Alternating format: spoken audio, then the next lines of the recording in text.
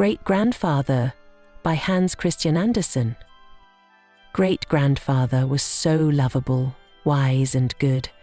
All of us looked up to great-grandfather. As far back as I can remember, he was really called father's father and mother's father as well. But when my brother Frederick's little son came along, he was promoted and got the title of great-grandfather. He could not expect to go any higher than that. He was very fond of us all, but he did not appear to be fond of our times. Old times were the good times, he used to say. Quiet and genuine they were. In these days, there's too much hurrying and turning everything upside down. The young folk lay down the law and even speak about the kings as if they are their equals. Any ne'er-do-well can sop a rag in dirty water and wring it out over the head of an honourable man. Great-grandfather would get angry and red in the face when he talked of such things, but soon he would smile his kindly, sympathetic smile and say, "Oh, well, I may be a bit wrong. I belonged to the old days, and I can't quite get a foothold in the new. May God guide us and show us the right way to go." When great-grandfather got started on the old days, it seemed to me as if they came back. I would imagine myself riding along in a gilded coach with footmen in fine livery. I saw the guilds move their signs and march in procession with their banners aloft, preceded by music. And I attended the Merry Christmas festivities where people in fancy dress played games of forfeit. True enough, in the old days, dreadfully cruel and horrible things used to be done. There was torture, rack and wheel, and bloodshed, but even these horrible things had an excitement about them that fascinated me. But I also thought of many pleasant things. I used to imagine how things were when the Danish nobility freed the peasants, and when the Danish crown prince abolished slave trading. It was marvellous to hear great-grandfather talk of all these things, and to hear him tell of the days of his youth. But I think the times even earlier than that were the very best times of all, so mighty and glorious. They were barbarous times, Brother Frederick said. Thank heaven we are well rid of them. He used to say this right out to great-grandfather.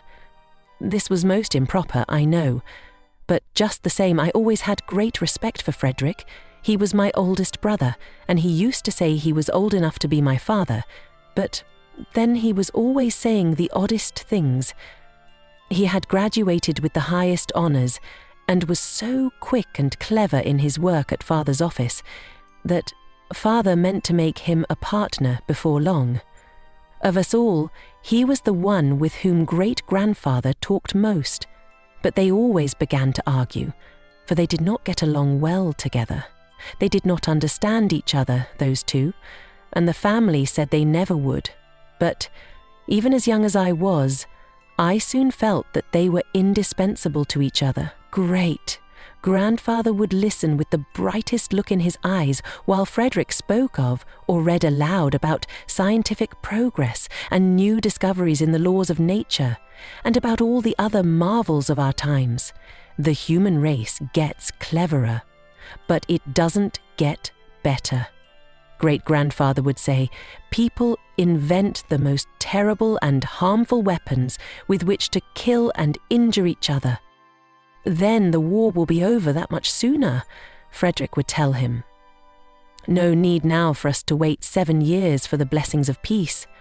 The world is full-blooded, and it needs to be bled now and then. That is a necessity. One day Frederick told him of something that actually happened in a small country and in our own times. The mayor's clock, the large one on the town hall, kept time for the whole town and for everyone who lived there. The clock did not run very well, but that didn't matter, nor did it keep anyone from looking to it for the time. But by and by, railroads were built in that country, and in all countries, railroads run by the clock. One must, therefore, be sure of the time, and know it exactly, or there will be collisions. At the railroad station, they had a clock that was absolutely reliable and exactly in accord with the sun. But as the mayor's was not, Everyone went by the railroad clock. I laughed and thought the story a funny one, but great-grandfather did not laugh. He became very serious. "There is a profound meaning in what you have told me," he declared, "and I understood the thought that prompted you to tell me the story. There's a moral in the clockwork. It reminds me of another clock, my parents' simple, old-fashioned born-home clock with lead weights. It measured out the time of their lives and of my childhood.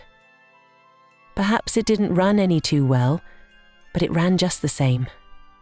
We would look at the hour hand and believe in it, with never a thought about the works inside. In those days, the machinery of government was like that old clock. Everybody believed in it and only looked at the hour hand. Now, government machinery is like a clock in a glass case, so that one can look directly into the works and see the wheels turning and whizzing around.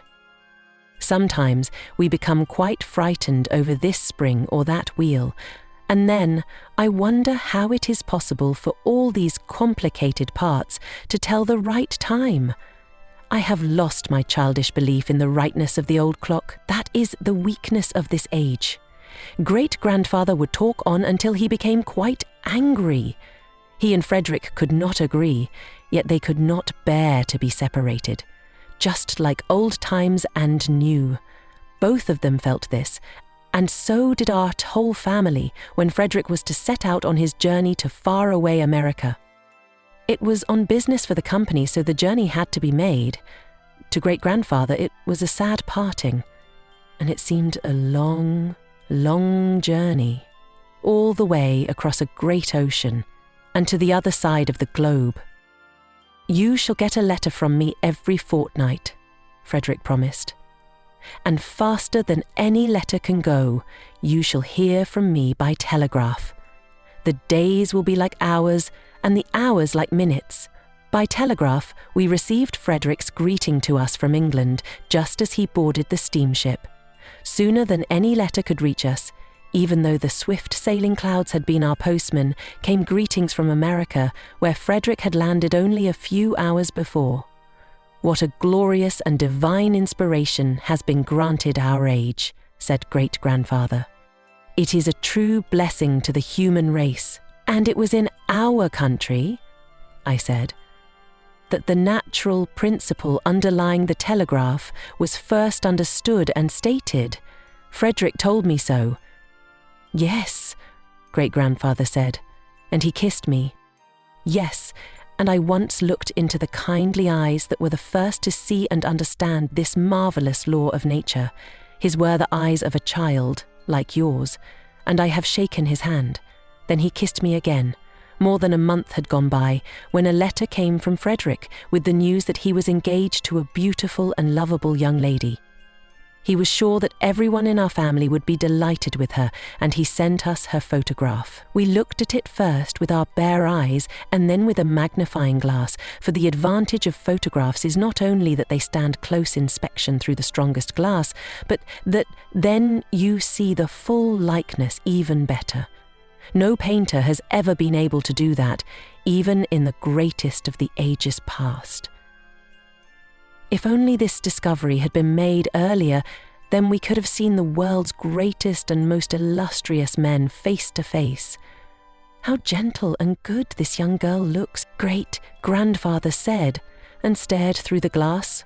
"Now I know her face, and I shall recognize her the moment she comes in the door." But that very nearly failed to happen. Fortunately, at home we did not hear of the danger until it had passed. After a safe and pleasant trip, the young couple reached England. From there, they were to come by steamship to Copenhagen.